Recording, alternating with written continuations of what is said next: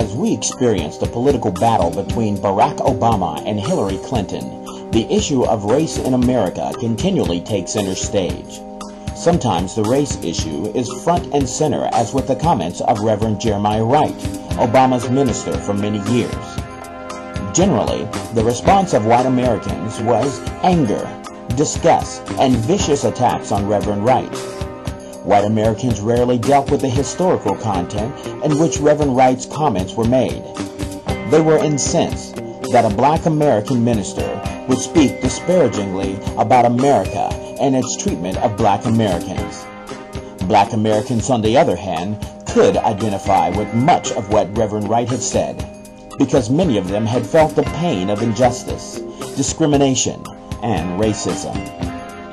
White Americans could not understand the rage that Reverend Wright expressed in his sermon, because, to paraphrase the words of Frederick Douglass, they have never spent one day as a slave, as a second-class citizen, as the victim of vicious, ungodly racism. At other times, the racism is more subtle, more sublime, like the Bradley factor. When Tom Bradley ran for governor of California in 1982, the polls were showing a comfortable lead for certain victory. When the votes were counted, Bradley lost. The Bradley factor describes phenomenon when white votes say one thing to political pollsters about voting for a black American, professing a non-racist attitude. When these white voters get into the secrecy of the voting booth, they vote the opposite, expressing a subtle, hidden racism that exists in the American reality.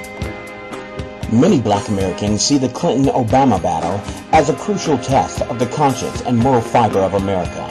Obama sees victory based on America, the United States of America, living up to its creed and promise that all men are created equal.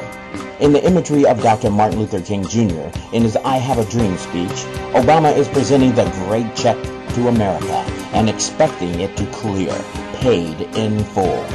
Many black Americans believe that Hillary Clinton's dogged determination to stay in the race for president, although numerically she cannot win in the delegate count, is based on a belief in the Bradley factor.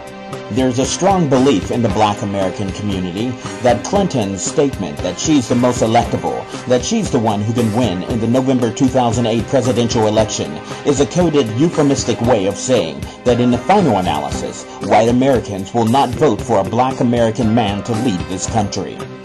Regardless of the polls and the voter excitement about Obama's candidacy, in final analysis, when white Americans step into the voting booth to choose a black American man over a white American man to lead the country, the cancer of racism that has afflicted America for over 200 years will flare up, and they, a significant number of white Americans, will not be able to go against the racism they have been taught from the beginning of this nation.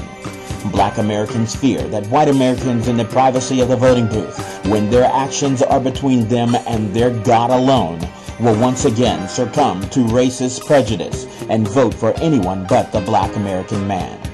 The purpose of this book is to put forth a brief historical, spiritual, and psychological treatment of racism in America, its causes, evolution, and the possibilities for the future. Once we understand why we are where we are as a nation, then we are better equipped to determine what we must do to become the one nation under God described in Dr. King's dream and the Pledge of Allegiance. The Obama-Clinton campaign, and assuming that Obama is the Democratic candidate, the Obama-McCain campaign will be the final test of the moral conscience of America and our commitment to the words and spirit set forth in the Declaration of Independence, that all men are created equal with certain inalienable rights, life, liberty, and the pursuit of happiness.